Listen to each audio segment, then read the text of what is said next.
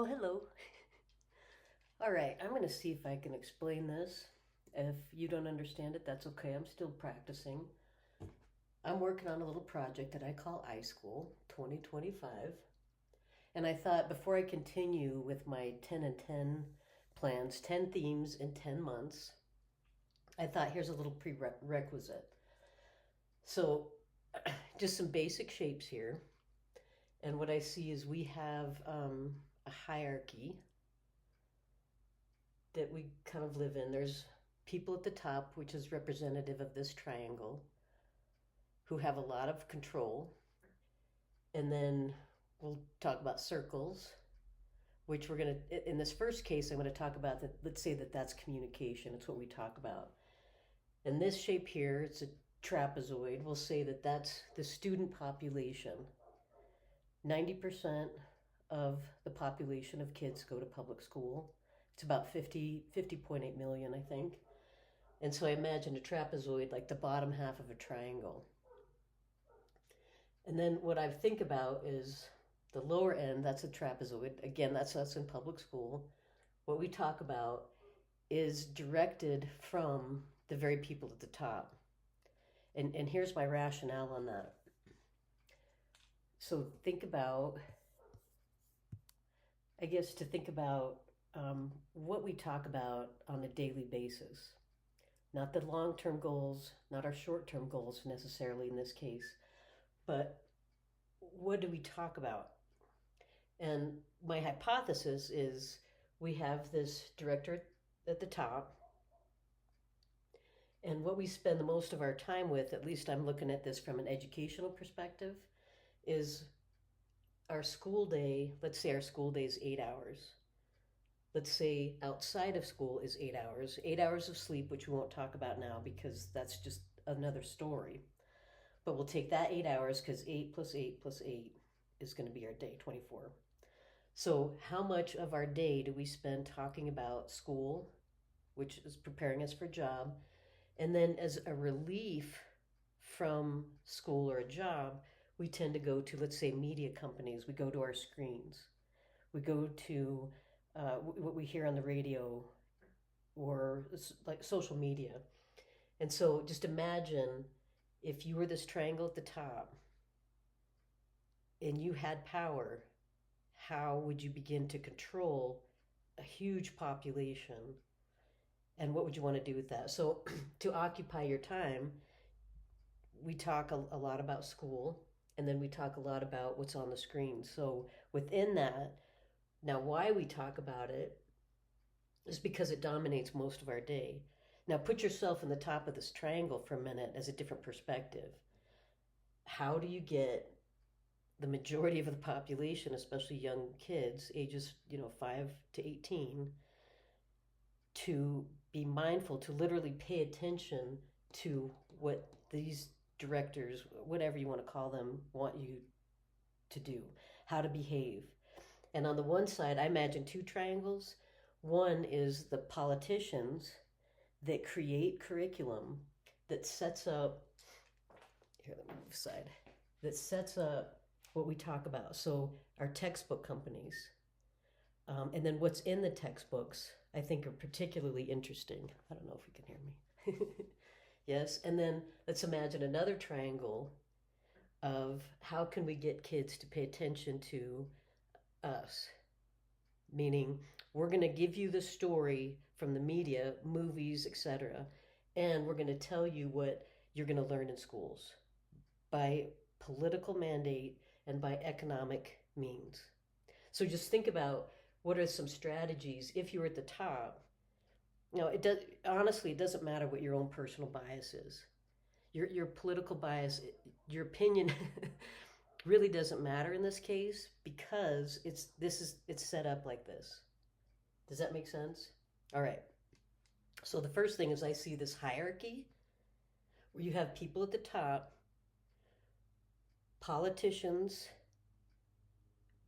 media, people who own the media, and then you want them, your constituents, as you will, to pay attention to as much of this as you possibly can. Now, that's problematic for me at this point because I find that in high school, it's very difficult to get people to talk about anything outside of these circles because that's what we know. We're going to talk about school, we're going to talk about our jobs, and then we're going to talk about movies, we're going to talk about what we see on social media.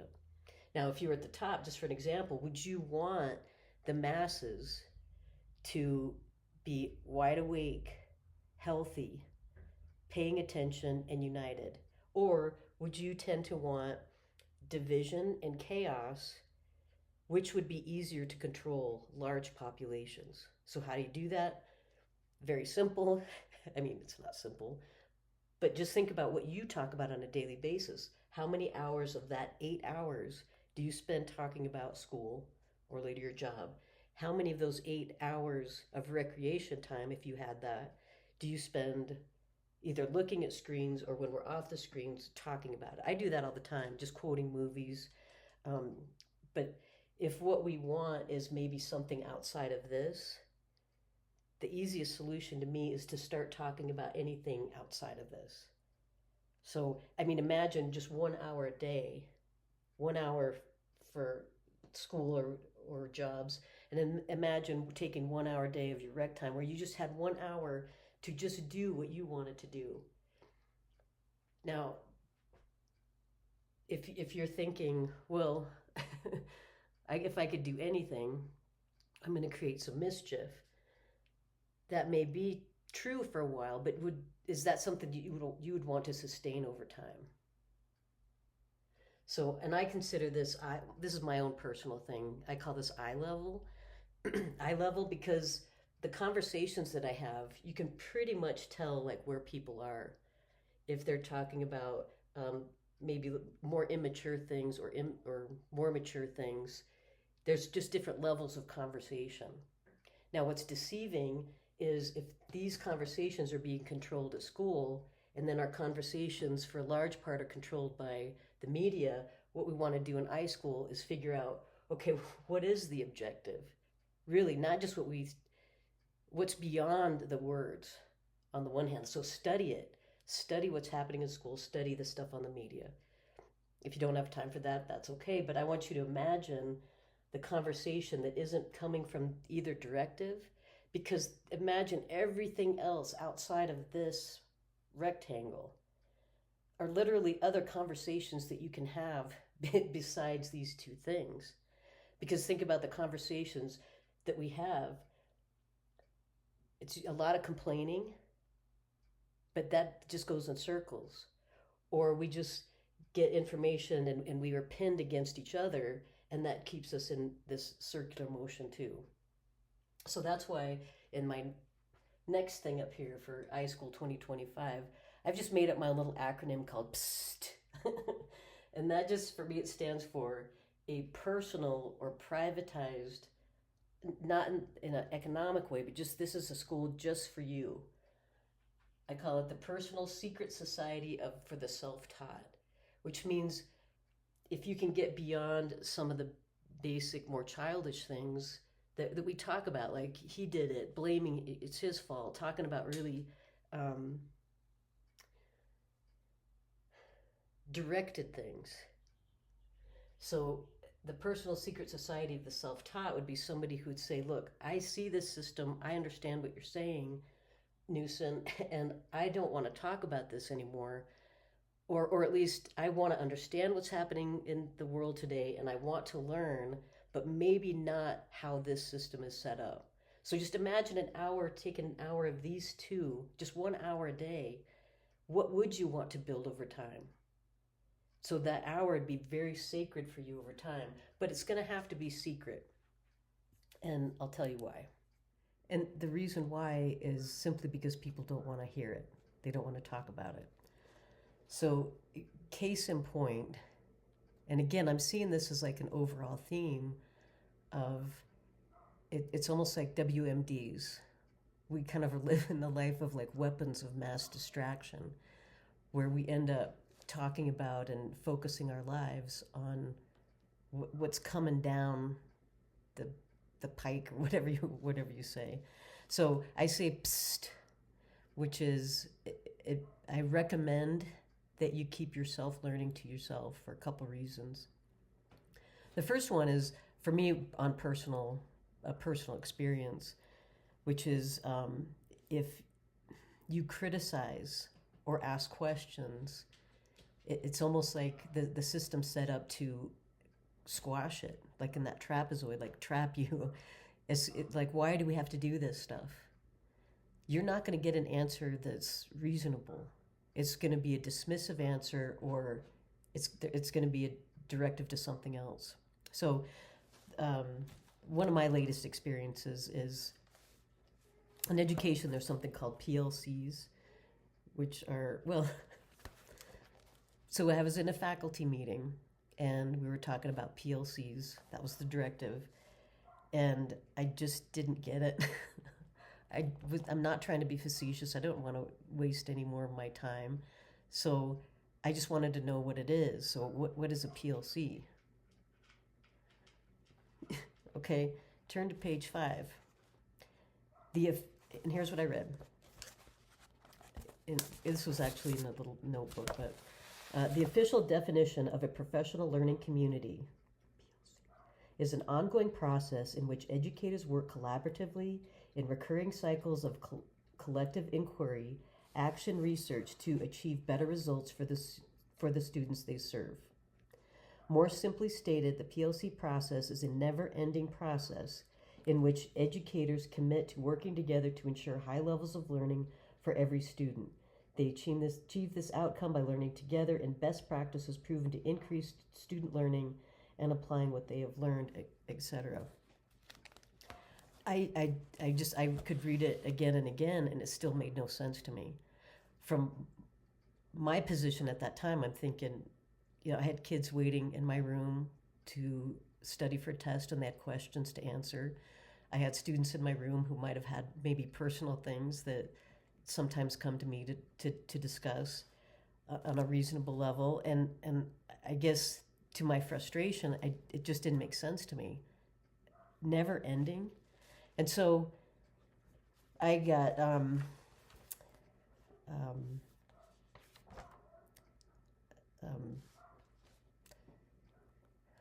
targeted. So because I asked the question, that was seen as I'm disruptive of the meeting. So I just shut my mouth, moving on.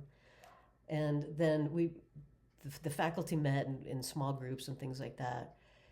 But I never really had my questions answered until later. Well, to be fair, it wasn't just a question about what is a PLC. We also were given worksheets to discuss human capital, social capital, and professional capital.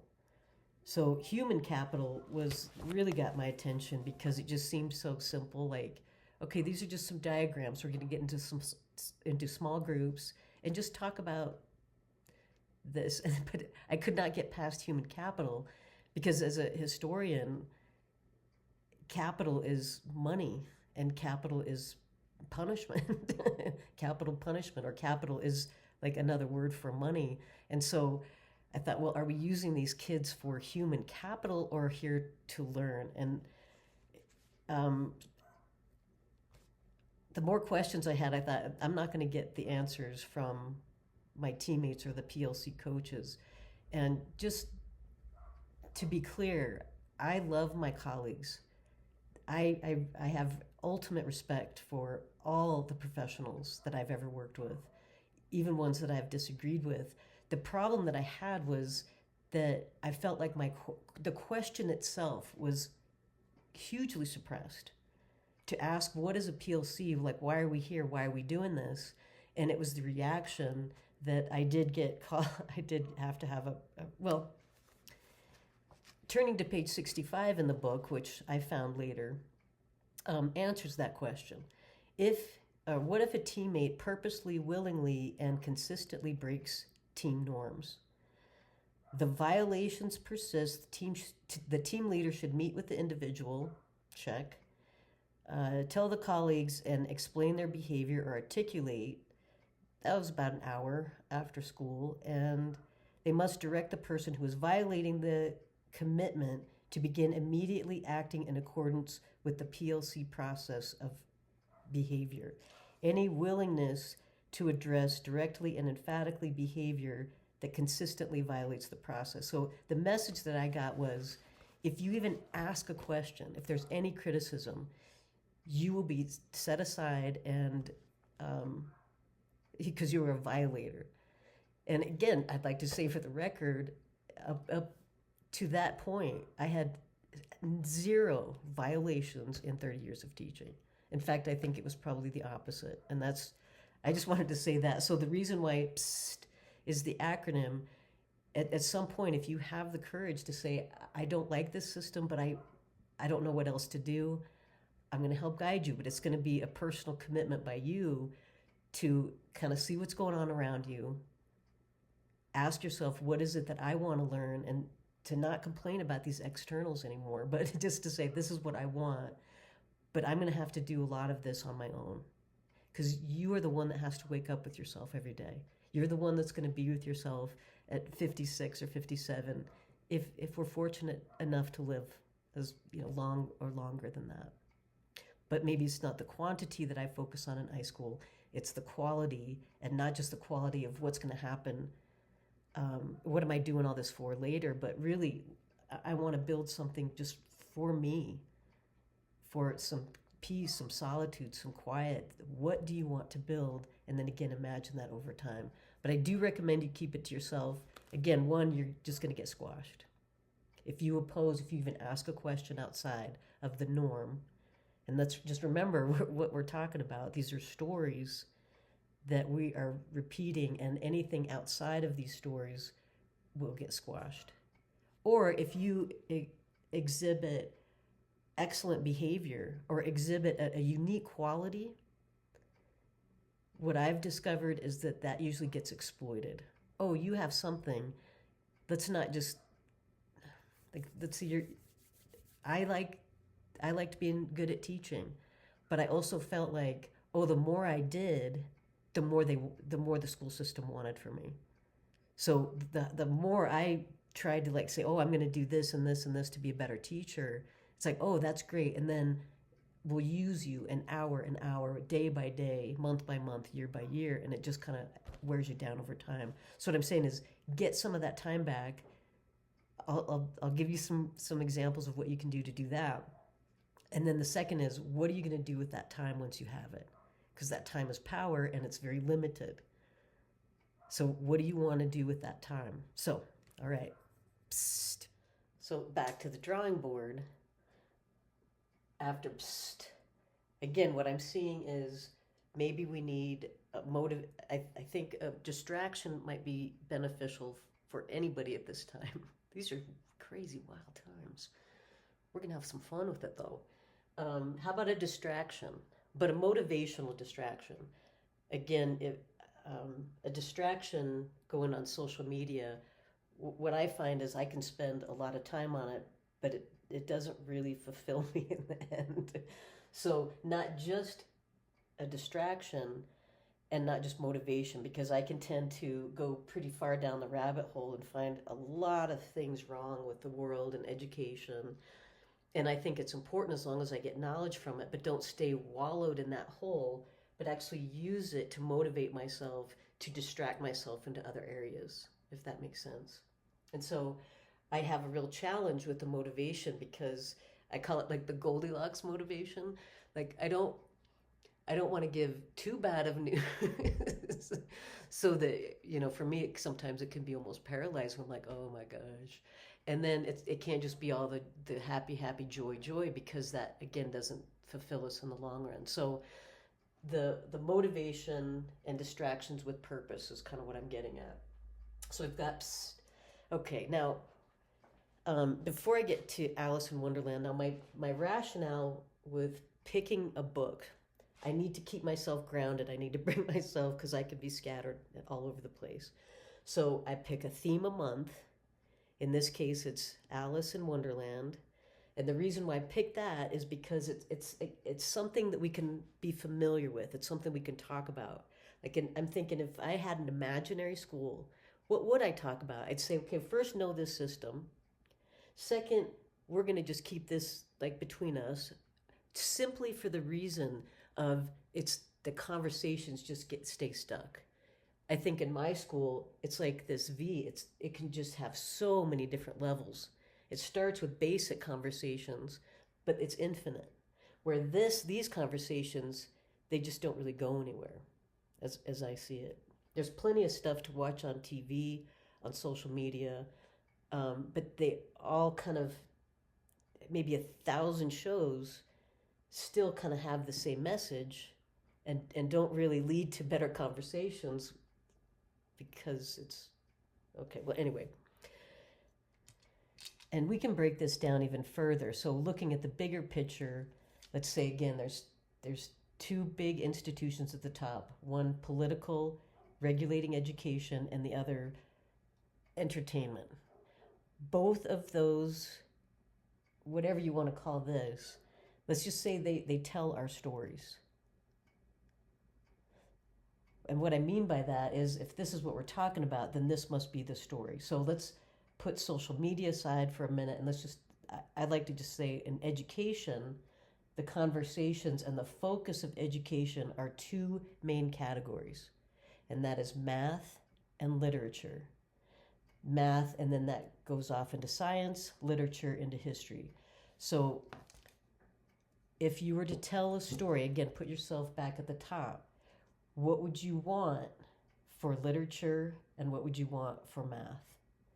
Would you want highly educated people in the math field, or would you want math to be confusing?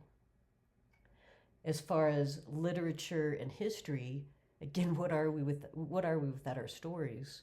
We're going to tell you the stories through literature, language, and we're going to talk about math, but maybe not in the way that's helpful to the masses for learning math. So if people are really bad at math, that gives a lot more control up here, I'd guess. And then the other story in education is literature, and we're going to tell you what stories there are. So again, going back to basic conversations, I find it very interesting, at least in my view, that people tell me my story. If I say I'm a teacher, I'm a certain age, it's like, oh, you are, and I see this happening to students all the time. They'll say, like, where do you go to school? What are you learning? What's your major? What do you want to go to school to be? Those are just loaded questions. How can you possibly answer that? Because we don't have the questions in and of themselves, the conversations, I think, are the tools and the weapons of mass distraction. It doesn't matter what income, it doesn't matter what your politics. In fact, the better we are divided politically, the more bullies in school, the better for the top. Because as long as the masses are so divided and pinning each other against each other, then we can't really make any self-improvement, because we're kind of just stuck in that trapezoid. Now, how do you tell the stories? The one story that I found was really interesting, just for fun. I take my time, and I love to just research old history books, English books, math books. And so it's hard for me to kind of explain this in a short amount of time, but what I've realized is, no matter what the textbook I have found, whether it's mainly used in education, they don't deviate very much. They change a little over time, but there have been only 3 to 5 major publishing companies since the Civil War.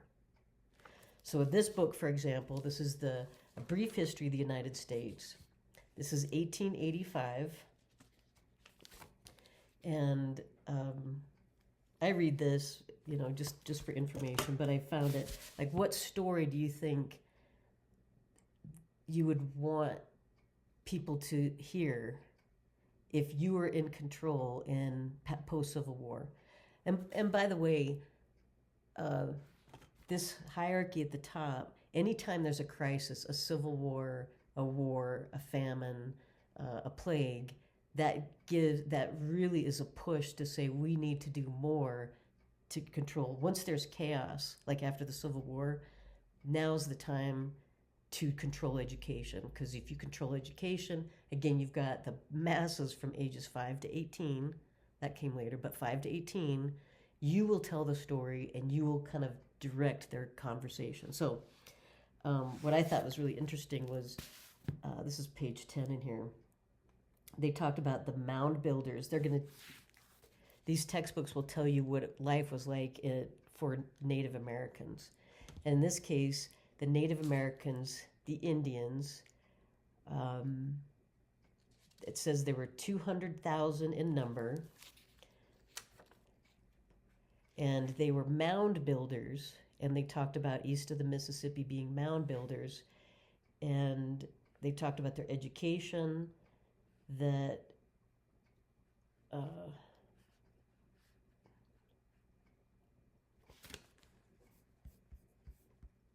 another example is math. This is 1877 practical arithmetic. Of course, you have your basic shapes. Love that. Love looking at these. The measuring of these shapes, which we can get to later. We talk about evolution, ratio. What I thought was kind of interesting, decimal points and the metric system. So the metric system, there's one chapter on it. And in this time, this is kind of when the nation was still forming. Remember, it's it's post-Civil War. And there was a big politicized debate on whether or not to teach the imperial system or the metric system. And so there's one chapter on the metric system. Most other the examples are usually in the imperial system. Spelling.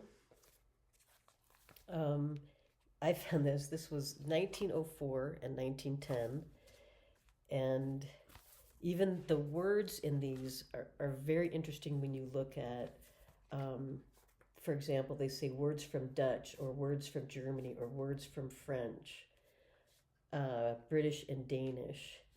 And if you can imagine, there are going to be words like Satan, versus sickle. Like even the words that are used, vixen, hospital, are kind of narrowed down into, you're just learning spelling, but if you kind of learn to read through what you're reading, it's not just about spelling. And I won't go through this one right now, but I came across, I didn't know what a tam o'shanter was, but there was a little poem in the base of one of these lessons, lesson 104, and it became very interesting. But again, that would take some time to go through. That's kind of fun. How, again, people are portrayed in history. When you talk about the mound builders and the Native Americans, how they're portrayed is the stories that are going to be told by us. And then we start believing that they're true. And again, same book companies, same publishers. This one is a little deceiving because this one's called The Socialized History of the United States. However, this was 1938. So this is going to be in between World War I and World War II. And they talk about the Indian problem and what to do about it. And then it goes into Jackson and what's called the Tariff of Abominations, which were tariffs and immigration laws that Jackson was, as leader at that time, was saying we have a real problem with these Indians. That became a political battle, but what really happened, what's happening is whoever's in charge, however that is being told in the history books, is what's going to be important, because that's what they're going to leave with. Am I making sense?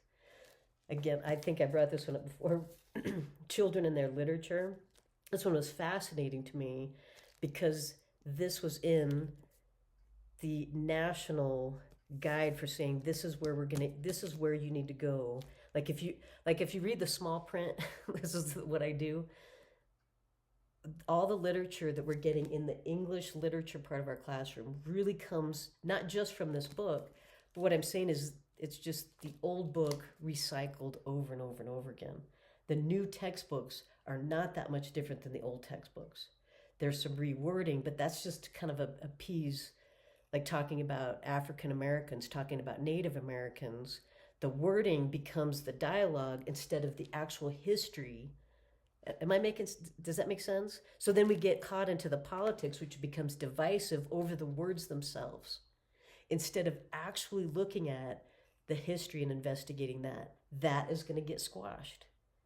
You won't, if you write down in your own little notebook, why don't we learn about fill in the blank? That's going to be a self-directed education. You're not going to get that in public school systems. You will get pieces of it. What you'll find more is as soon as you bring it up or ask the question, you're going to get dismissed, or you're going to get a roundabout answer as to why we're not learning about it. Neither one of those is going to help you learn about whatever it is, whether it is Native Americans, Asian, you name it. Whatever history you want to discover, it's out there. There's so many resources. We just need to set you in the right direction and hopefully ask the right questions. And in very small groups, because it's going to have to be outside of this. And we can break this down even further. So looking at the bigger picture, let's say again, there's two big institutions at the top. One political, regulating education, and the other entertainment. Both of those, whatever you want to call this, let's just say they tell our stories. And what I mean by that is if this is what we're talking about, then this must be the story. So let's put social media aside for a minute, and I'd like to just say in education, the conversations and the focus of education are two main categories, and that is math and literature. Math, and then that goes off into science, literature into history. So if you were to tell a story, again, put yourself back at the top, what would you want for literature and what would you want for math? Would you want highly educated people in the math field, or would you want math to be confusing? As far as literature and history, again, what are we without our stories? We're going to tell you the stories through literature, language, and we're going to talk about math, but maybe not in the way that's helpful to the masses for learning math. So if people are really bad at math, that gives a lot more control up here, I'd guess. And then the other story in education is literature, and we're going to tell you what stories there are. So again, going back to basic conversations, I find it very interesting, at least in my view, that people tell me my story. If I say I'm a teacher, I'm a certain age, it's like, oh, you are, and I see this happening to students all the time. They'll say, like, where do you go to school? What are you learning? What's your major? What do you want to go to school to be? Those are just loaded questions. How can you possibly answer that? Because we don't have the questions in and of themselves, the conversations, I think, are the tools and the weapons of mass distraction. It doesn't matter what income, it doesn't matter what your politics. In fact, the better we are divided politically, the more bullies in school, the better for the top. Because as long as the masses are so divided and pinning each other against each other, then we can't really make any self-improvement because we're kind of just stuck in that trapezoid. Now, how do you tell the stories? The one story that I found was really interesting, just for fun. I take my time and I love to just research old history books, English books, math books. And so it's hard for me to kind of explain this in a short amount of time, but what I've realized is no matter what the textbook I have found, whether it's mainly used in education, they don't deviate very much. They change a little over time, but there have been only 3 to 5 major publishing companies since the Civil War. So this book, for example, this is A Brief History of the United States. This is 1885.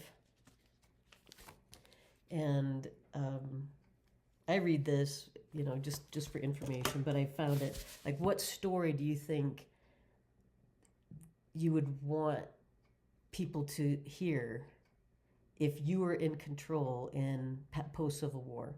And by the way, this hierarchy at the top, anytime there's a crisis, a civil war, a famine, a plague, that really is a push to say we need to do more to control. Once there's chaos, like after the Civil War, now's the time to control education. Because if you control education, again, you've got the masses from ages 5 to 18, that came later, but 5 to 18, you will tell the story and you will kind of direct their conversation. So what I thought was really interesting was, this is page 10 in here. They talked about the mound builders. These textbooks will tell you what life was like for Native Americans. And in this case, the Native Americans, the Indians, it says there were 200,000 in number. And they were mound builders. And they talked about east of the Mississippi being mound builders. And they talked about their education, that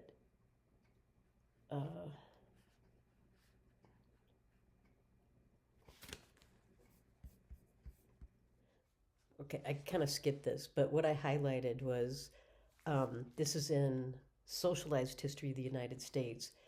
They talk about the coming of farm work, and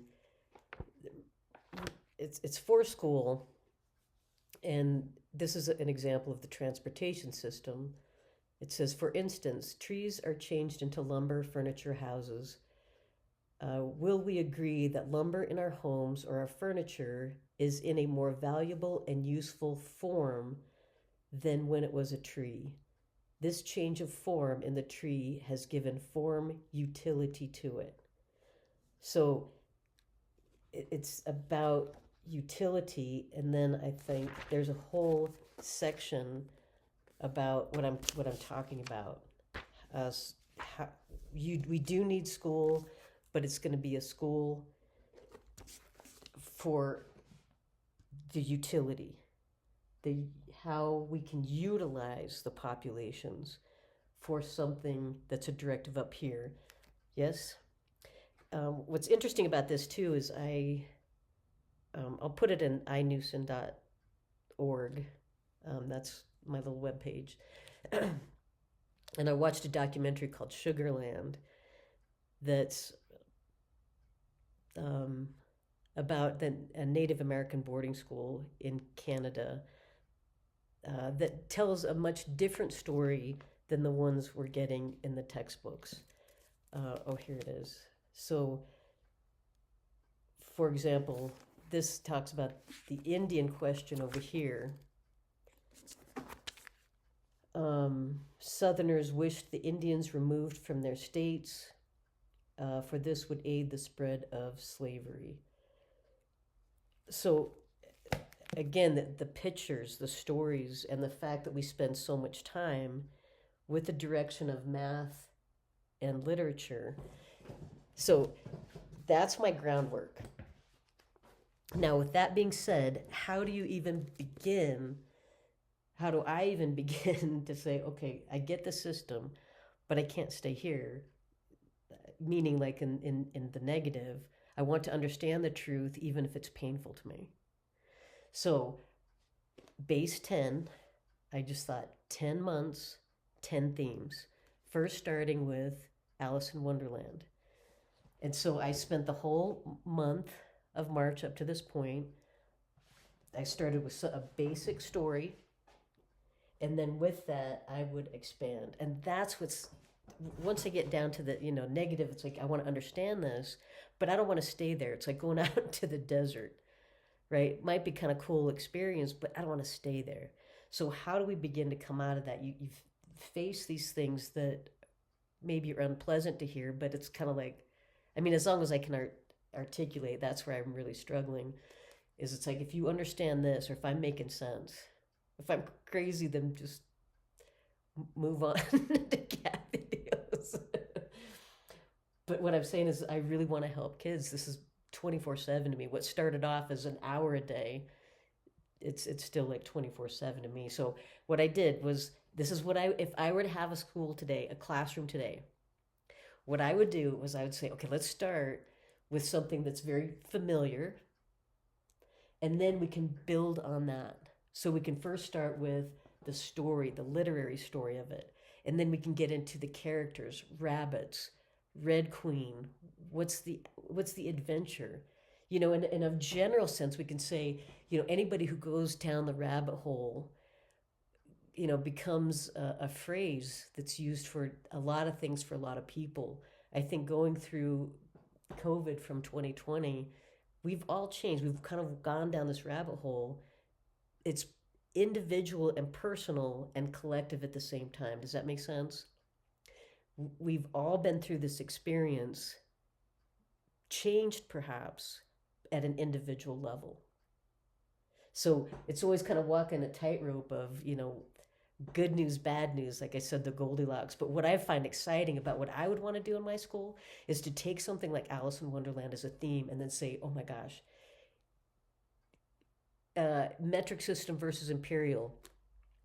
This was written kind of during the Civil War, in the United States. This was written in Britain. What do you think is in here, the metric system or the imperial system? When they talk about Alice growing and shrinking. Oh, by the way, I'm going to cut in real quick. I love talking about this because I want to talk about the math, the science, Fibonacci's numbers and rabbits, for example. There's so many interesting stories and directions you can take. We can look at the history of Lewis Carroll. Maybe not spend too much time there, but maybe in the context of this is the Victorian era. What were people's cultural values? How were they versus maybe what we learn in the history books? And then we could take, so not only literature, and then take the deeper meaning. We can start at a basic level, like rabbits and clocks and tea parties. I can tell when people kind of get stuck in, oh, Alice in Wonderland, and then they just say, well, that's a drug reference, end of story. Like, we don't continue the conversation because there's so many other interesting things to talk about. What is Alice going through? Why are the changes in sizes? Look at colors, animals, themes that have gone through time. So what I did was I studied math and I studied the history. I spent the whole month, every day. But it's like, it just becomes so much more interesting. I went and saw the ballet of Alice in Wonderland here in Colorado, which just happened, to be here. So I was like, wow, because what I love is the interpretations. What's important is, these history books may be very accurate, maybe a little detailed on the Indian problem, vague at the same time. See, I just get sidetracked. And to me, that's okay because I go down my little rabbit hole. So the rabbit hole is finding yourself lost into something that your time becomes, for me, it passes so fast because I'm genuinely interested in what I do. And then it takes me into all these different directions. So the interpretation is what matters, right? Lewis Carroll's interpretation of this, but this isn't the end of the story. Think about how many other stories, Wizard of Oz. It's a theme. You have a girl going into a different world and having an adventure, having some animal friends, having some deeper mysteries. If we only talk about the drug reference, well, again, then that stops the conversation. And that's not my focus. So the math, the literature, dreams, because if you can kind of get the idea of that there's more meaning behind these symbols and there's more history. This goes back to an ancient story, Greek story, Egyptian stories that I let myself, with my hours of time a day, to just explore. So I would get the bad news. It's like, this is our system. Now, what am I going to do about it? I'm not going to just keep complaining. So, and I also need grounding because I get so sidetracked. So, this theme was Alice in Wonderland. And I imagine the math we could do, the literature we can do, the personal stories we can talk about at any level that you're ready for. And okay, so the last thing I'm going to talk about in this March is base 10, like how do we start to get our time back? You know, it's going to be weird. Like Alice in Wonderland, it's going to be weird, but don't you kind of want an escape from this weirdness with purpose? I do. And so to just wrap things up, what I wanted to go through is this is my March Madness. I picked that because Mad Rabbits, March Madness, Alice. Anyway, prerequisite, just some things I wanted to discuss. Psst. My theme for March is Alice. I talked about levels. We can talk about math and literature, and expand on any other concepts. And I did forget one thing. Again, go into this Goldilocks idea, which is, you know, how do I continue this process of motivation without crushing kids? And I think a distraction is a nice purpose, but it's not the kind of distraction expected. Keep the expectations really low. The distractions are actually meant to kind of stir our ideas and go beyond this, like I said. And one thing that I was going to talk about with math is since I started this project, and the last 4 years, like I've mentioned, were for me, because I think the more I can get centered, the more I can stay grounded, the better I can be for other learners like myself. So just from the time I started this in 2020, the people at the top, the billionaires, increased their profits 87.6%, which was 5.529 trillion in the last 4 years since I've been doing this. As from 2007, the student loans debt has tripled, which is 1.773 trillion. Now, I want to explain the concept of numbers later, which I'm just finding kind of fascinating. Like, what's a trillion? I can't get my head around it. So before that, or in the meantime, I guess I like to say that because it's just kind of mean, but it couldn't just be fun too. Went through that increase. So motivation, this seems pretty debilitating, but the day to day, what else are you going to do? Once you know this and you're motivated, and you might want to say, like, I do want to take this. I'm not going to keep expecting the Department of Education to come save me. I'm not going to expect my state to save me. I'm not going to expect principals or even teachers. You're going to have a lot of fantastic people around you in public education. And there are also people who might not want to, unintentionally or not, they might not be there to help you. But there's a lot out there that are. But iSchool is about starting with you and not having those expectations of others. So this 10 plan, I just write whiteboards everywhere. My bathtub around there, doing equations on the board. Oh my gosh. Okay, so what I kind of started to do was, so you have 10 fingers, 10 toes. Just seems like, let's just start with the basics. And then 5 senses. So I think about dividing the days of the week that you're going to school and beyond, and to essentially create like bombard your senses 7 days a week. Find maybe a color a different day a week, but stick to that same color. Friday might be pink for me, let's say. Smells. For me, it helped keep me grounded. At least when I started thinking about this, I just would just put a little tiny bit of perfume. That might not be for anybody's taste. I'm the little old lady with her perfume, but a smell can, as consistently, can keep you grounded. Sound, 10 songs, 10 playlists, start now. Taste, for me it's seltzer. I like brushing my teeth, it's toothpaste. So taste, or even just the lack of it, just not having to focus on that. And then touch. So imagine every day of the week. Oh yeah. What I did was I just developed my own little plan. Like every day, I just had my own system. This was something I wanted every day, no matter what, I want to ground myself. Meaning just calm. Nourishment, exercise, chores that I need to get done, and a reward. Now, when I first started, sometimes I just get down. But when I started really I sat down, I'm like, okay, what do Mondays mean for me? Mondays were sad. Notoriously so. There's songs about it. I give myself an extra break on Mondays. I wear the color blue or white. I only give myself 2 choices because other choices gets to be too much. It takes up more time. Take out the trash. That's pretty much the level of what I have to do.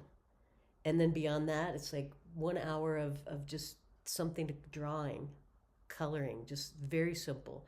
Tuesdays, got my playlist for Tuesdays. Wear a different color, either red or orange. I got to get going, get motivated. I try to do at least 2 major chores in that time. And then reward.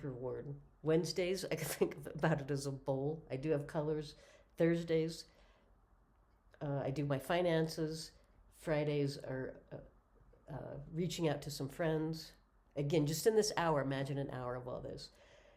Saturdays and Sundays for me have been very consistent because once I found a grounding schedule, I don't want to quit it. This is working for me for the most part. There's dips and valleys, and I'm just a little bit more gentle on myself in that I've taken control. I've created some kind of order in my life and not depend on the order or the chaos out there, even if it means smells, colors, tastes. I have a menu 7 days a week. I will eat this or this depending on the day of the week. And lucky for me, I have a partner who, it's a slow learning process of conditioning that, we can kind of work together on building a relationship. Because what's really funny is people, I think I see are lonely out there when I talk to people. And we want companionship, but yet this kind of system is not conducive to that. And so the motivation, again, I hope it's encouraging. I hope it becomes insightful. I'm still working on it, but I'm having a good time. And so welcome to March Madness. And I did write down this quote to finish it off, and I thought, how to take your time. Well, if you simplify your life, cut as many things as you can in half, especially if you're one of those people that does a lot, that becomes really hard to pull back, and you're going to get a lot of resistance. But just think about, is it worth it right now to have more peace of mind later? Yeah. And so the earlier, the younger, the better, the more you can take your time back, because if you don't take your time, someone else will at an earlier age. Okay. Ciao for now.